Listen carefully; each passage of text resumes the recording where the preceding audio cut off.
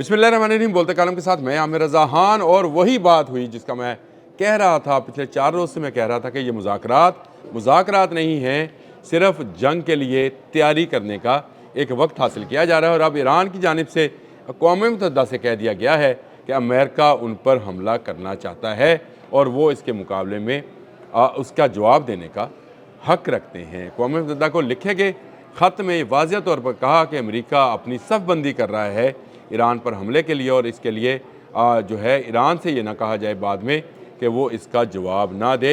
इसका ऐसा जवाब दिया जाएगा कि अमेरिका मुद्दतों याद रखेगा। ये मैं बात उस वक्त से कह रहा हूँ जब मुज़ाकरात की बात आई। पहला दौर अमान में हुआ, दूसरा जिनेवा में, लेकिन तीसरा दौर नहीं होना, उससे पहले जंग हो जानी है। और जंग के लिए ईरान ने तनबीह जारी कर दी है। ईरान के जो सरबराह हैं अली ख़ामेनी, उन्होंने तो यही कह दिया कि हम भाई इस जंग में अमेरिका को ऐसी शिकस्त देंगे कि ये मुद्दतों याद रखेगा। उन्होंने कहा कि ठीक है कि अमेरिका के पास ऐसे बहरी बेड़े हैं जो कि बहुत ही सोफिस्टिकेटेड या जदीद आलात से हैं, लेकिन इन बेड़ों से भी ज़्यादा जदीद इनको डुबोने वाले हथियार हमारे पास हैं और हम इन्हें चलाने में कभी कोई कोताही नहीं करेंगे। ये वो हालात हैं जिसको लेकर मैं पिछले 2 दिन से कह रहा था कि ईरान अमेरिका को जवाब देने की भरपूर तैयारी कर रहा है। कल मैंने हुर्मुज़ 2 और खलीज फ़ारस दोनों मिसाइल हैं, आबनाए हुर्मुज़ में अमेरिका दाखिल हुआ चाहता है और खलीज फ़ारस जो है उसका मुतमईन नज़र है, यानी इस पर कब्ज़ा करना चाहता है। और इसी के नाम के 2 मिसाइल जो हैं ईरान बना चुका है और उसका तजर्बा कर चुका है। ईरान ने भरपूर जवाब देने की जो बात की है वो वही स्वाम अटैक है जिसका मैंने कल भी जिक्र किया था, जिसमें मल्टीपल हथियार जो हैं उनका इस्तेमाल किया जाएगा और अमेरिका के तमाम दिफाई सिस्टम को मफलूज बनाया जाएगा। अमेरिका पे दर पे शिकस्त खा रहा है, और शिकस्त इस वजह से खा रहा है कि पहले खलीजी ममालिक ने इनकार किया था अपनी सरजमीन देने से, और अब डिगो गार्शिया के मसले पर बरतानिया ने भी इनकार कर दिया है कि ईरान पर हमले के लिए वो अपनी जगह नहीं देगा। लेकिन इसके बावजूद डोनाल्ड ट्रंप ये कह रहे हैं कि अगले आने वाले 10 दिन जो हैं वो बहुत अहम हैं और ईरान के हवाले से उन्हें फ़ैसला करना है। वो फिर एक मरतबा ईरान पर दबाव बढ़ा रहे हैं और 10 दिन का टाइम इसलिए दे रहे हैं, जो मैंने बहुत सारे व्लॉगर्स ने तो ये बात की थी कि शायद इस हफ्ते में या इस हफ्ते के आखिर में होगा। देखिए, जब तक जेराल्ड फोर्ड जो है नहीं पहुंचता है खलीज में, उस वक्त तक अमेरिका हमले का सोच भी नहीं सकता, क्योंकि अकेला अब्राहम लिंकन और उसके इमदादी जहाज़ जो 10 की तादाद में हैं वो ईरान का मुकाबला नहीं कर सकते। और इसके लिए ईरान को 2 तरफ़ा हमलों से मफलूज बनाया जा सकता है। महदूद पैमाने पर हमलों की बात की जा रही है अमेरिका की जानिब से, और वॉल स्ट्रीट जर्नल ने तो ये सारी बात जो कहानी है वो लिख भी दी, और उसका कहना है कि अमेरिका जो है हमले के लिए महदूद कार्रवाई कर सकता है। अखबार ने इतला दी कि मुमकिना, हाँ ये एक ख़बर थी, लेकिन इसको जब अदील साहब आते हैं तो मैं उनके साथ डिस्कस करता हूँ। ये अहम ख़बर है कि किस तरह से गवर्नमेंट जो है ईरान की वो बदली जाएगी।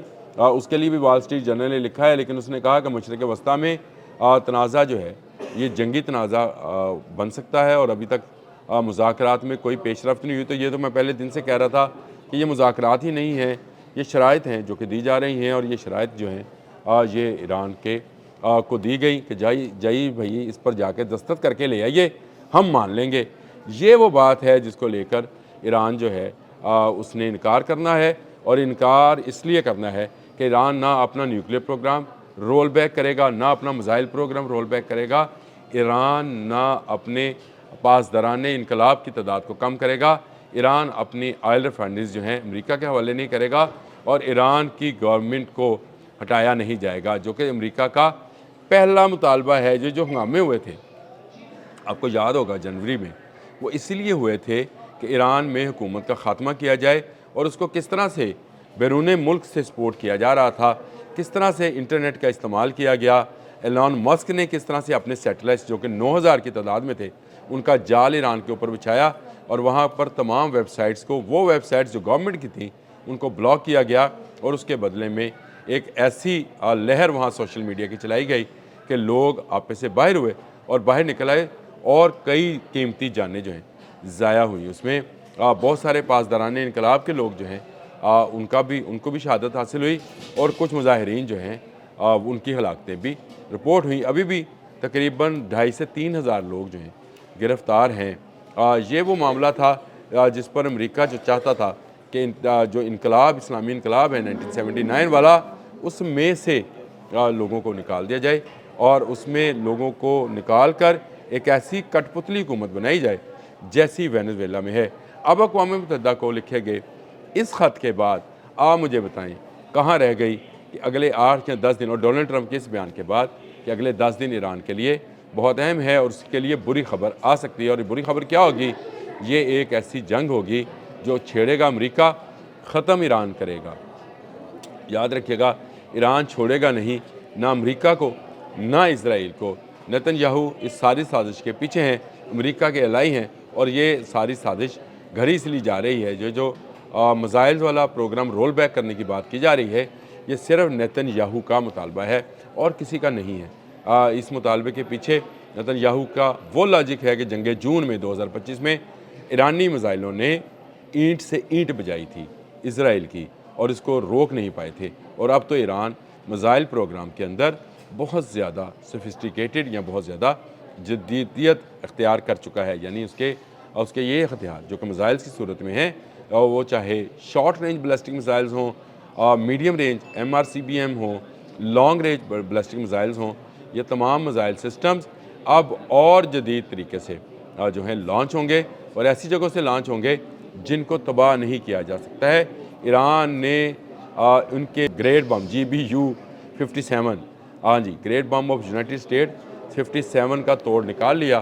وہ خالی بم ملا جس کا استعمال کرتے ہوئے ریورس انجینئرنگ کی گئی، اور ایسے بنکرز اور ایسی ہائیڈ آؤٹس یعنی سے خفیہ جگہ بنا لی گئی جہاں پر میزائل گاڑیاں موجود ہیں، ایک اشارے پر یہ باہر آئیں گی، اور امریکہ کے تمام وہ گندے ارادے جو ہیں اس کو تہس نہس کر دیں گے، اور اس کو تباہ و برباد کر دیں گے، ڈبو دیں گی۔ اور یہی بات علی خامنہ ای نے کہی کہ مانا کہ امریکہ کے بیڑوں میں بہت جدید ٹیکنیکس اور بہت جدید ٹیکنالوجی شامل ہے، لیکن اس سے بھی جدید ٹیکنالوجی ہے جو ان بیڑوں کو اسی ہاربن ہولمز میں ڈبو سکتی ہے۔